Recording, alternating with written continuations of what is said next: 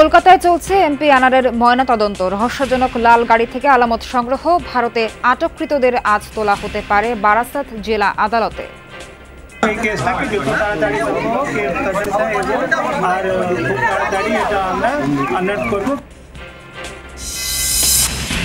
MP হত্যাকাণ্ডে গ্রেফতার আমানুল্লাহ ওরফে শিমুল ভূঁইয়া, তানভীর ভূঁইয়া ও শিলাস্তি রহমানের জড়িত থাকার প্রমাণ মিলেছে, জানালো ডিবি। পূর্বশত্রুতার ব্যাপারে জানে না আখতারুজ্জামানের পরিবার। ভালোভাবে নিতে পারছি না, এই ধরনের জিনিসগুলো মেনে নেওয়ার মতো না, মেনে নেওয়া যায়ও না। তো আর ব্যক্তিগতভাবে আনার সাহেবের সাথে আমারও ভালো সম্পর্ক ছিল।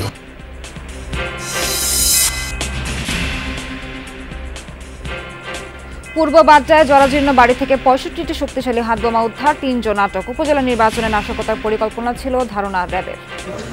বিপুল সরঞ্জাম সহ হাতে নাতে বোমা তৈরি অবস্থায় 3 জনকে গ্রেফতার করতে সক্ষম হয়।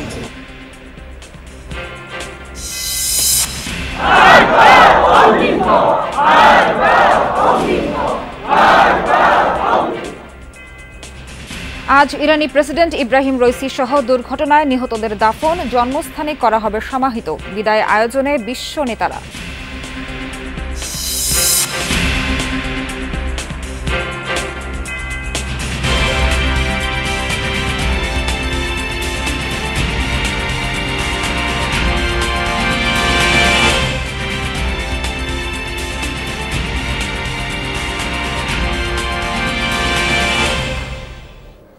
সবাইকে স্বাগত, আমন্ত্রণ জানাচ্ছি যমুনা নিউজে।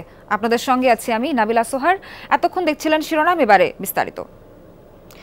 সংসদ সদস্য আনারুল আজিম আনার হত্যায় যাদের গ্রেফতার করা হয়েছে তারা প্রত্যেকেই কিলিং মিশনের বিভিন্ন পর্যায়ে জড়িত ছিলেন, এমন তথ্য পেয়েছে ডিবি পুলিশ। তাছাড়া আমানুল্লাহ নামে যাকে গ্রেফতার করা হয়েছে তার আসল নাম শিমুল ভূঁইয়া। পূর্ব বাংলা কমিউনিস্ট পার্টির নেতা শিমুল ভূঁইয়া নিজেকে আমানুল্লাহ নামে পরিচয় দিত। সে হিসেবে পরিচয়পত্র আর পাসপোর্টও পরিবর্তন করে সে। বিভিন্ন সময় শিহাব আর ফজল নামেও পরিচয় দিত। আরও গ্রেফতার করা হয় তানভীর ভূঁইয়াকে, যার বাড়ি খুলনার ফুলতলার দামেদর পাড়ায়।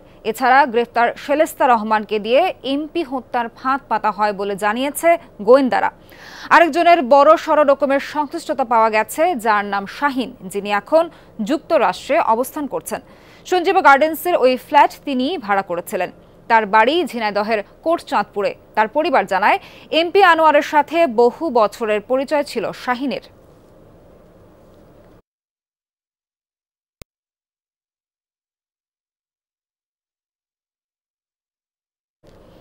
দুই থেকে 3 মাস আগে শাহিনের সাথে সবশেষ দেখা হয়েছিল।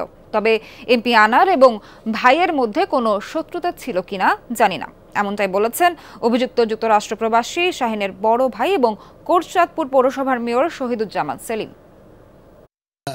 লাস্ট বাসায় আসছে প্রায় 3 মাস আগে, মানে রোজার আগে আসছে, এরপর আর বাসায় আসেনি। আর সাধারণত বাসায় এই 2 বছর 2.5 বছর যাবৎ বাসায় একটু কম আসে। আসলে ওই গ্রামে, আমাদের গ্রামের বাড়ি, ওখানে ওর একটা ফার্ম আছে, ফার্মে ইয়েটা আছে, ওখান থেকে অমনি আবার চলে যায়। এটা কোনো রকমেই ভালোভাবে নিতে পারছি না, এই ধরনের জিনিসগুলো মেনে নেওয়ার মতো না, মেনে নেওয়া যায়ও না।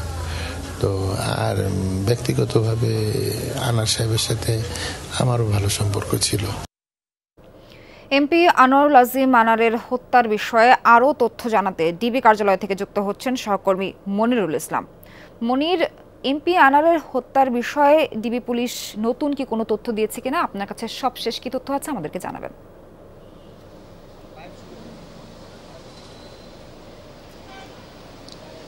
জি ধন্যবাদ। আসলে এখন যেটা হচ্ছে, গতকালকে থেকে বা গতকাল রাত এবং আজকে সকাল পর্যন্ত আমরা যেটা জেনেছি যে ডিবি পুলিশ, কলকাতা পুলিশ অর্থাৎ ভারতের যে পুলিশ, সেখানকার সিআইডি বা সেখানকার যে এসইউটি এবং আরও যত বাহিনী আছে বা তদন্ত যারা করছে এমপি এই হত্যার পেছনে, তাদের সাথে আসলে কথা বলছে।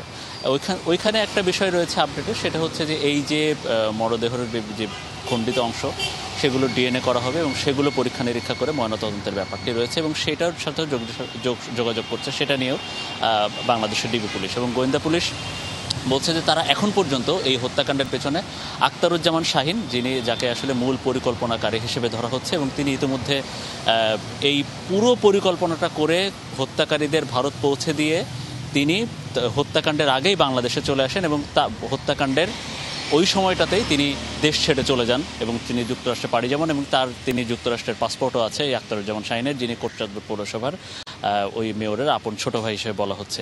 এই শাহিন আবার এই খুলনা ফুলতলার দামোদর এলাকার শিমুল বিশ্বাস, তানভীর নামে শিমুল ভুইয়া, তানভীর ভুইয়া এবং তার একজন বান্ধবী সেলেস্তি রহমান, তাদের সাথে যোগসাজশ করে বা এই হত্যাকাণ্ডটি তারা ঘটান। ইতিমধ্যে এই শিমুল ভুইয়া, যাকে আসলে আমানুল্লাহ হিসেবে ধরা হচ্ছে, যিনি বিভিন্ন গণমাধ্যমে আমানুল্লাহ হিসেবে যাকে বলা হচ্ছে, তিনি মূলত শিমুল ভুইয়া। তো তার সহযোগী আরেকজন তানভীর ভুইয়া এবং তাদের একজন বান্ধবী সেলেস্তি, তাদেরকে গ্রেফতার করা হয়েছে ইতিমধ্যে। তাদের কাছ থেকেই সব ঘটনা ইতিমধ্যে জেনেছে কলকাতার পুলিশ এবং বাংলাদেশের ডিবি পুলিশ। তো তারা ইতিমধ্যে পুলিশের এই গোয়েন্দা পুলিশের হেফাজতে রয়েছে। এখন তাদেরকে গ্রেফতার দেখানো কবে হবে বা তাদেরকে আদালতে কবে নেওয়া হবে সেই ব্যাপারে আজকে সিদ্ধান্ত নেবে গোয়েন্দা পুলিশ। মনির, আপনাকে ধন্যবাদ ডিবি কার্যালয় থেকে থাকা সবশেষ তথ্য আমাদেরকে জানানোর জন্য। ব্যবসায়িক শত্রুতার জেরে খুন করা হয়েছে এমপি আনোয়ারুজ্জামান আনোয়ারকে। এ বিষয়ে অনেকটাই নিশ্চিত সিআইডি ও বিধাননগর পুলিশ। পাশাপাশি বাকি বিষয়গুলো খতিয়ে দেখা হচ্ছে। আজ কলকাতার আদালতে তোলা হবে আটককৃত ক্যাব চালককে। দর্শক, এই বিষয়ে বিস্তারিত জানাতে কলকাতা থেকে এই মুহূর্তে যুক্ত হচ্ছেন সহকর্মী সুকান্ত চট্টোপাধ্যায়। সুকান্ত, বাংলাদেশি এমপি হত্যাকাণ্ডের ইস্যুতে কিন্তু একের পর এক তথ্য বেরিয়ে আসছে। ইতিমধ্যে অভিযুক্ত যারা আছেন তাদের নামও কিন্তু আমরা জানতে পারছি। ভারতীয় পুলিশের পক্ষ থেকে আপনার কাছে সবশেষ কি তথ্য আছে? দেখুন, গতকাল রাত পর্যন্ত কিন্তু দফায় দফায় সিআইডি এবং এসটিএফ তারা কিন্তু এই সাংসদ হত্যার বিষয়টি নিয়ে মিটিং করেন এবং যে সমস্ত নথি তারা এখনো পর্যন্ত সংগ্রহ করেছেন, যে ঘর থেকে প্লাস্টিক অর্থাৎ কালো রঙের কিছু প্লাস্টিক পলিথিনের ব্যাগ উদ্ধার করেছে, যার মধ্যে করে তার দেহাংশ পাচার করা হয়েছে, এমনটাই ধারণা গোয়েন্দাদের, যারা তদন্তকারী আধিকারিক। পাশাপাশি যে ক্যাব চালক, যে গাড়িতে করে এই দেহাংশ বিভিন্ন জায়গায় ফেলা হয়েছে, সেই ক্যাব চালককে তারা কিন্তু আটক করেছে। তাকে এখনো পর্যন্ত গ্রেফতার দেখানো হয়নি। যদি তাকে গ্রেফতার করা হয় তাহলে কিন্তু এই বারাসাত জেলা আদালতে তাকে আনা হবে। সেই বারাসাত জেলা আদালতের, আমি আমার ভিডিও জার্নালিস্টকে দেখাবার কথা বলবো যে সেই বারাসাত জেলা আদালতের যে কোর্ট লকআপ, এখানেই আনা হবে। এবং যেহেতু আজকে বুদ্ধ পূর্ণিমা, ভারতের জাতীয় একটা ছুটি রয়েছে, সেহেতু কিন্তু এই বারাসাত জেলা আদালত দুপুর 2টোর সময় বসবেন, বিচারক আসবেন দুপুর 2টোর সময় এবং আসামিদের আনা হবে 12:30 1টার সময়। স্বাভাবিকভাবেই কিন্তু এই তদন্ত, যারা এই ক্যাবের মধ্যে একজন নারী ছিলেন, সেই নারীকে যতক্ষণ পর্যন্ত এখানে পাওয়া যাচ্ছে না, ততক্ষণ পর্যন্ত কোথায় কোথায় তার দেহাংশ ফেলা গিয়েছে সেটা কিন্তু এখনো পর্যন্ত নিশ্চিত নন। তবে এই ক্যাব চালক কে নিয়ে এখনো পর্যন্ত কিন্তু যে নারী এবং আরো দুজন তারা এই ক্যাবে করে এই নৃশংস যে হত্যাকাণ্ড চালিয়েছিলেন, তাদের হদিশ পেতে চাইছে সিআইডি। এখন প্রশ্ন হচ্ছে যে এই যে আবাসনে যে ভাড়া নিয়েছিল 1 মাস আগে, যিনি মার্কিন যুক্তরাষ্ট্রে পালিয়ে গিয়েছেন, তারও কিন্তু সঙ্গে যে ফ্ল্যাটের যে মালিক, তিনি পশ্চিমবঙ্গের বাসিন্দা এবং পশ্চিমবঙ্গ রাজ্য সরকারের এক্সাইজ ডিপার্টমেন্টের কিন্তু তিনি একজন আধিকারিক। তাকেও কিন্তু জিজ্ঞাসাবাদ করা হচ্ছে যে এই যে আখতারুজ্জামান যিনি পলাতক, তার সঙ্গে তার সম্পর্ক কি করে হলো, এবং প্রথম এমপি যিনি বরানগরে যার বাড়িতে উঠেছিলেন যে গোপাল বিশ্বাস, তাকেও কিন্তু জিজ্ঞাসাবাদের আওতায় আনা হচ্ছে। তার কারণ এই যে গোটা ঘটনাটি একটি স্বর্ণ পাচারের যে চক্র, সেই চক্রের ফাঁদে পড়েছিলেন সাংসদ, এবং তার জেরেই কিন্তু খুন। একটি 200 কোটি টাকার প্রজেক্টের আলোচনার বিষয় নিয়ে কিন্তু তাকে ডাকা হয়েছিল এই নিউ টাউনের ফ্ল্যাটে, তারপরেই তিনি খুন হন। সুকান্ত, আপনাকে ধন্যবাদ তথ্য দিয়ে আমাদের সঙ্গে থাকার জন্য। ঝিনাইদহ 4 আসনের এমপি হত্যায় অভিযুক্তের পরিবারের সাথে কথা বলেছেন সহকর্মী রিয়াজ রায়হান। তিনি আছেন জেলার কোটচাঁদপুর এলাকায়, সরাসরি যাচ্ছি তার কাছে। রিয়াজ, অভিযুক্তের স্বজনদের সাথে আপনি ইতিমধ্যে কথা বলেছেন, তাদের এই বিষয়ে আসলে প্রতিক্রিয়া কি, তারা কি বলছেন, তাদের অভিমত কি আমাদেরকে জানাবেন। আমরা কথা বলেছিলাম কোটচাঁদপুর পৌরসভার মেয়র যিনি রয়েছেন অভিযুক্ত আখতারুজ্জামান শাহিনের বড় ভাই শহীদুজ্জামান সেলিম, তিনি বলেছেন যে এই ঘটনায় যদি তার ভাইও জড়িত থাকে তাহলে তাকে তদন্ত করে তার বিরুদ্ধে যথাযথ ব্যবস্থা গ্রহণ করা হোক, অর্থাৎ যেই জড়িত থাকুক তারা যাতে শাস্তির আওতায় আসে, শাস্তি পায়। আমি এখন এসেছি কোটচাঁদপুরের এলেঙ্গি ইউনিয়নের এলেঙ্গি গ্রামে, এবং যেখানে একটি বাড়ি দেখতে পাচ্ছেন, এটি একটি বাগান বাড়ি বা বাংলো বাড়ি যেটি বলা হোক না কেন, এটি চারপাশে তারকাটা দিয়ে ঘেরা এবং মূল গেট এক তালাবদ্ধ। আমরা দেখেছিলাম যে ঢোকার চেষ্টা করেছিলাম কিন্তু ঢুকতে পারিনি, কারণ পুরোটা গেট বন্ধ এবং কেউ ভেতর থেকে কোনো সাড়া দেয়নি। বলা হয় বা অভিযোগ রয়েছে এই বাগান বাড়িতে মাঝে মধ্যেই মাদকের আসর বসত, এবং আখতারুজ্জামান শাহিন যার বিরুদ্ধে অভিযোগ রয়েছে এই ঝিনাইদহ, কুষ্টিয়া এবং চুয়াডাঙ্গা সহ সীমান্তবর্তী এলাকার স্বর্ণ মাদক সহ যেই অপরাধ সাম্রাজ্য রয়েছে সেই সাম্রাজ্য নিয়ন্ত্রণের, এবং ধারণা করা হয় যে এমপি আনারকে খুনের জন্য যে পরিকল্পনা করা হয়েছিল, কলকাতায় যে খুনটি হয়েছে সেই খুনের পরিকল্পনা এই বাড়িতে বসেই করা হয়েছিল, এবং তিনি আমেরিকা থেকে বাংলাদেশে ফিরে এখানে বসেই পরিকল্পনা করেছিলেন, এবং সেখান থেকে কলকাতায় গিয়ে সবকিছু ঠিকঠাক করে আবার 10ই মে তিনি বাংলাদেশে ফেরত আসছেন। এটি যদিও এখন পর্যন্ত পুরোটাই তদন্তের বিষয়, এবং বিভিন্ন সূত্র থেকে যেসব তথ্যগুলো পাওয়া যাচ্ছে সেগুলোই বলা হচ্ছে।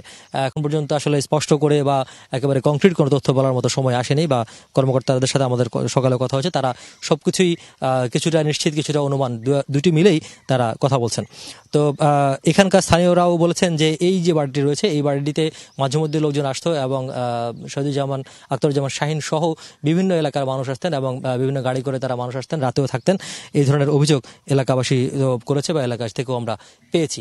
তবে সবাই চান এই যে জনপ্রতিনিধি যে হত্যাকাণ্ড এবং বাংলাদেশের বাইরে গিয়ে একজন জনপ্রতিনিধি হত্যাকাণ্ড, এটি জনপ্রতিনিধিদের জন্য একটি অশনি সংকেত, এবং এই অঞ্চলে যে স্থিতিশীলতা সেটির জন্য একটি শঙ্কার কারণ হয়ে বলে দাঁড়িয়েছে বলে মনে করছেন এখানকার জনপ্রতিনিধি যারা রয়েছেন তারা।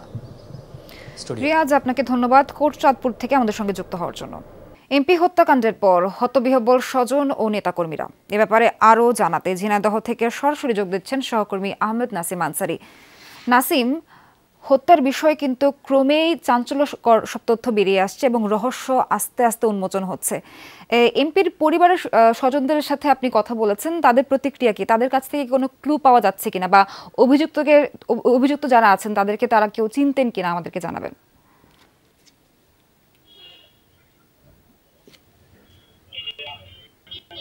সোহার, আসলে এখন কিন্তু আমি এমপির বাসার সামনে কিন্তু দাঁড়িয়ে আছি। খুব একটা লোকজন বা নেতাকর্মীদের আমরা কিন্তু এখন গতকাল রাত পর্যন্ত, গভীর রাত পর্যন্ত যেখানে ভিড় ছিল সেখানে এখন কিন্তু তেমনটা আমরা দেখতে পাচ্ছি না।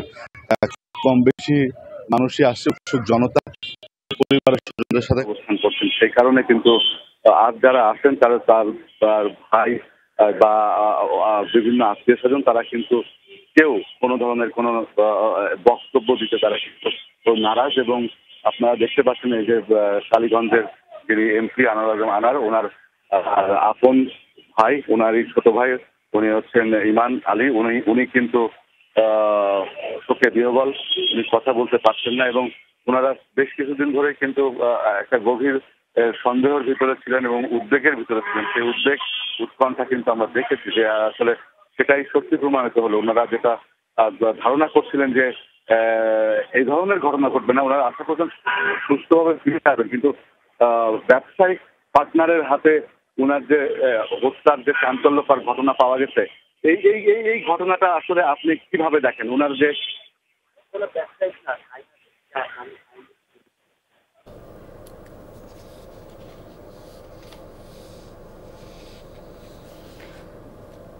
নাসিম, ধন্যবাদ আপনাকে যুক্ত থাকার জন্য। রাজধানীর পূর্ব বাড্ডার একটি বাসা থেকে 65টি শক্তিশালী হাতবোমা উদ্ধার করেছে র্যাব। বোমা তৈরির কাজ করতে থাকা অবস্থায় আটক করা হয়েছে 3 জনকে, জব্দ করা হয়েছে সরঞ্জামও। চলমান উপজেলা নির্বাচনে বড় ধরনের নাশকতার উদ্দেশ্যে এই বোমাগুলো তৈরি হচ্ছিল ধারণা র্যাবের। আটককৃতদের কাছ থেকে আরও 2 জনের সংশ্লিষ্টতার তথ্য মিলেছে। টিনশেড এ বাড়িটি রাজধানীর পূর্ব বাড্ডার টেকপাড়ায়। বিকেল 4টার দিকে জরাজীর্ণ এই বাড়িটি ঘিরে শুরু হয় র্যাবের তৎপরতা। কঠোর নিরাপত্তায় ঘিরে ফেলা হয় আশেপাশের এলাকা। প্রায় 7 ঘন্টা ধরে চলে অভিযান। ঘটনাস্থলে ব্রিফিংয়ে র্যাব জানায় ৬৫টি শক্তিশালী বোমা ও বোমা তৈরির সরঞ্জাম উদ্ধার হয়েছে। রাতেই সেগুলো গাজীপুরে পাঠানোর কথা ছিল। বিস্ফোরক তৈরিরত অবস্থায় আটক করা হয় ৩ জনকে। গোয়েন্দা তথ্যের ভিত্তিতে তারা অভিযান পরিচালনা করে এবং এই অভিযানের প্রেক্ষিতে তারা হাতে নাতে বোমা তৈরি অবস্থায় ৩ জনকে গ্রেফতার করতে সক্ষম হয়।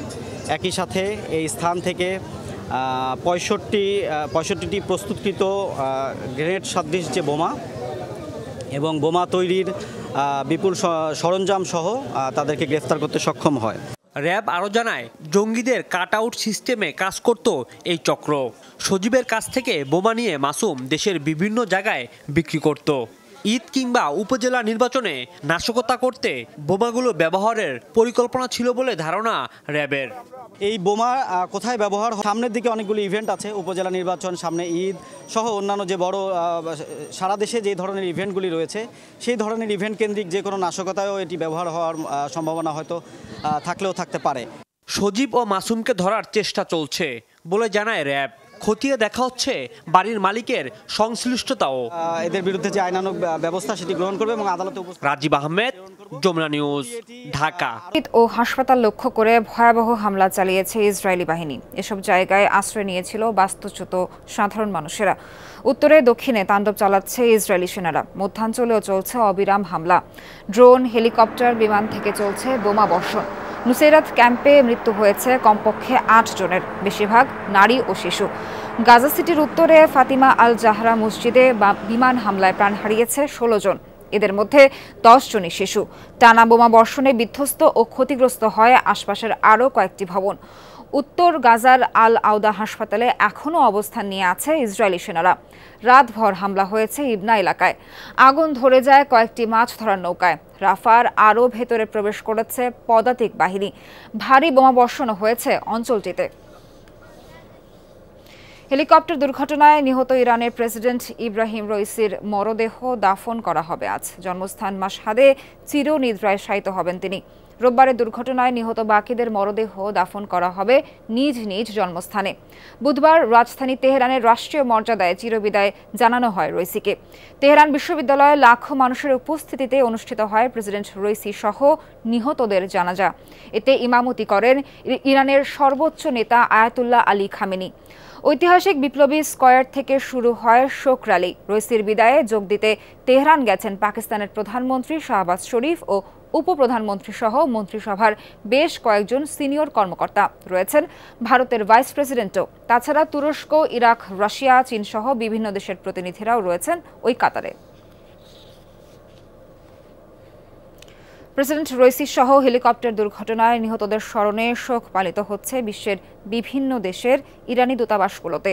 লেবাননের রাজধানী বৈরুতের ইরানি দূতাবাসে খোলা হয়েছে শোক বই। রইসি সহ নিহতদের ছবিতে ফুল দিয়ে শ্রদ্ধা জানাচ্ছেন সর্বস্তরের মানুষ। লেবাননের শীর্ষ নেতাদের পাশাপাশি বিভিন্ন দূতাবাসের কর্মকর্তারাও শ্রদ্ধা জানাচ্ছেন সেখানে। ইরানের অন্যতম মিত্র ভেনেজুয়েলা এবং চীনেও চলছে শোক। দেশটির দূতাবাসে নিহতদের প্রতি শ্রদ্ধা জানানো হচ্ছে। একই চিত্র ইরাক, সিরিয়া সহ অন্যান্য দেশগুলোতেও।